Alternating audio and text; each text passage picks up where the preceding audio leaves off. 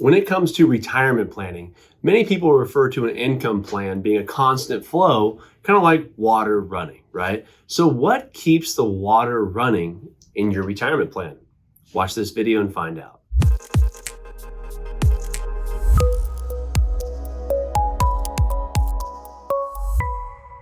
Hi everyone, I'm Logan Sadler. Thank you for stopping by again, the Financial Beat YouTube channel. As always on this video channel series, we're just here basically every week to provide some value and some content to those of you watching.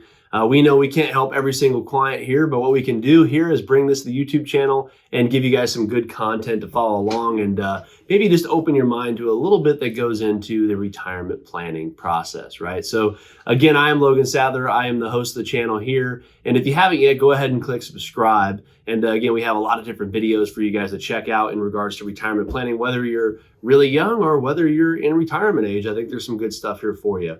Today, I wanted to touch base on, what causes the water to stop flowing in retirement, right? So to speak, what causes the retirement income plan to maybe stop flowing or maybe have some leaks in it, right? So let's go ahead and touch base on a few of these here. And this is probably one of my favorite things to talk about because, again, being a retirement planner, we specialize in retirement planning and retirement income planning. So I know this is something for a lot of you watching this video that are in that time frame. It's a big thing to cover, and it's probably one of the most important things of the pillars of retirement planning. So let's go ahead and jump in. What causes sometimes the water to stop flowing in retirement?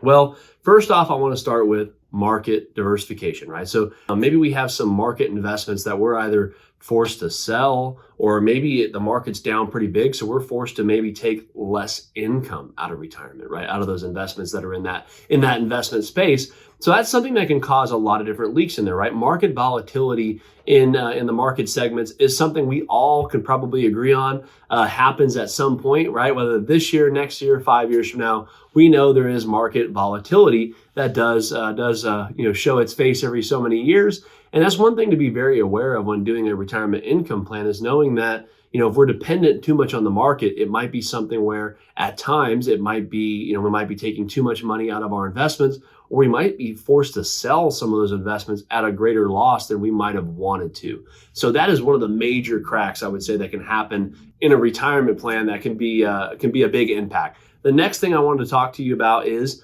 bond funds, right? Or bonds defaulting, bonds not paying as much interest or dividend or yield off of them, right? That could be a huge thing that I know we've been experiencing really, if you look back, really almost the last decade, a lot of different bonds and bond funds and things like that haven't been creating the yield that a lot of people wanted in the portfolio as an income side, right? So that's something to look at too. The old school train of thought and a lot of people's train of thought still is, hey, if you have $100,000, you should put 40,000 of it in bonds, the rest of it in stocks and equities, and you should be okay, right? Well, unfortunately, a lot of people have been rethinking that about how much should they have in bonds just because of the lack of diversification that they might have provided the last few years, depending on which bonds and things like that you hold in the portfolio. But depending too much on bonds for income can be, again, another way to maybe have a little bit too much cracks to cause that water to not flow as smoothly as you might need it. The next one I wanted to talk to you about is falling interest rates, right? I know currently rates have been on the up and up at the time of this video, but let's remember, right? Not too long ago, CDs were paying barely anything. Money markets were paying barely anything. So I know a lot of clients that, didn't like the market. They didn't like this segment. They didn't like that segment. So they use CDs as a safe money alternative to try to create some interest to live off of that as income. Unfortunately, CDs are 1 year, 6 months, 3 years, right? They're not very long-term instruments. So one of the things is at some point, you run the risk of rates being higher or being lower at points, and that could really have an effect on your income as far as, well, if rates go down, doesn't necessarily mean I want my income to go down, right? So that's a huge risk that you run by, again, maybe taking too much of principal out and run the risk of maybe running out of money, or again, causing some water not to flow as easy as you might need to. So be very aware of that. The other thing is Social Security and pensions failing to keep up with the cost of true living, right? I think that's something we could all look at over the last few years where inflation has been a huge, huge impact, right? I had a conversation with a client the other day. They live in a senior community and they've been there for years. They love it. The problem was, right, they were so happy that they got an 8% increase the other year on their Social Security, right? They were thrilled about it. Well, unfortunately, cost of living at their place went up 12%, right? So there's times where Social Securities and pensions might not be enough to help keep up, which can cause the water to not be running as smoothly as you might need it in retirement. So what are some ways, right, what are some ways we're looking at a retirement plan that we might be able to improve that plan to maybe not run into those problems that we could have in retirement as far as making things difficult on the income plan or maybe significantly hurting the income plan? One of the biggest things is don't rely too heavily on one stream of income. I see this a lot where clients say, hey, I'm going to take all my money and put it in growth stocks, and that's going to be my income. Or I'm going to take all my money and put it in this sector, right? Real estate or whatever it is. And I'm going to be all in. That's going to be all my income in retirement. The biggest problem with that, obviously, is that, that's a lot of your eggs in one basket, so to speak. And again, things can be volatile. And unfortunately, things don't go as according to plan always when retirement planning and with life, right? We could agree there. So it's super, super, super important to understand, how to diversify income streams. I think that's one of the biggest things. A lot of our clients, sometimes when we're doing a plan with Social Securities, pensions, maybe annuities or insurance products or real estate or other types of incomes, they might have 3, 4, or 5, or 6 different streams of income in some cases. So you want to make sure you're diversifying your income streams if possible, okay?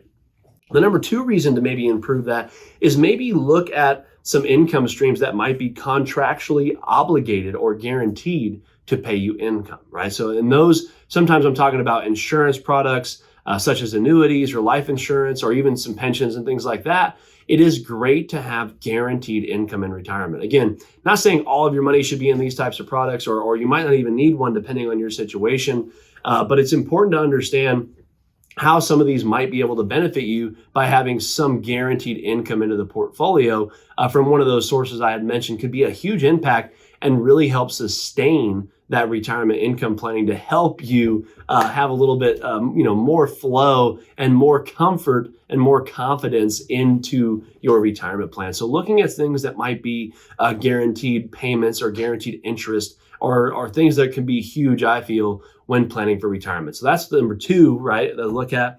The next thing I would say you want to be looking at is making sure all of your money and all of your income plan is not correlated directly to the stock market, right? Again, I'm one of those people, I like the stock market. I think it's a great place to be. I like real estate. I like cash. I like money markets, annuities, CDs, all these types of things can be beneficial when looking at a retirement plan. But one of the things I always tell people is you want to make sure you're not being too heavily or too aggressively invested maybe in the stock market, especially if you're needing a lot of money to be produced out of that for income. So that's one of the things I'll always look at when we're looking at a retirement plan. If the market, based off the investments we have in there, and again, if you're managing your own money or you're working with an advisor, you should be asking these questions as far as how much risk do we truly have as far as if the market went down, like some other scenarios, right? How would my income plan be supported, and what types of effects would it have on my potential income plan during a volatile market? Because that's something where we've heard that story time and time again, where sometimes people have to stop taking income or significantly reduce income because they're dependent too much on things that are, or income sources that aren't as guaranteed or not guaranteed at all, or don't have, they have extreme volatility. So again, those payments could always be fluctuating. So it's important to understand when you're building out that income plan, again, want to have multiple streams of income, maybe some of it guaranteed or maybe some of it diversified and other investments out there. And again, there's a lot of investments out there. So making sure we're looking at all those and making sure when we're constructing the income plan that it is built to last and it gives you that confidence that you're going to need in your retirement plan for the next 20 or 30 years as you transition into retirement. So hopefully you found that some good information. Again, I always love talking about retirement income planning. And again, if you haven't yet, go ahead and check out some of our other videos, and we're going to be back here next week. Thank you for your time.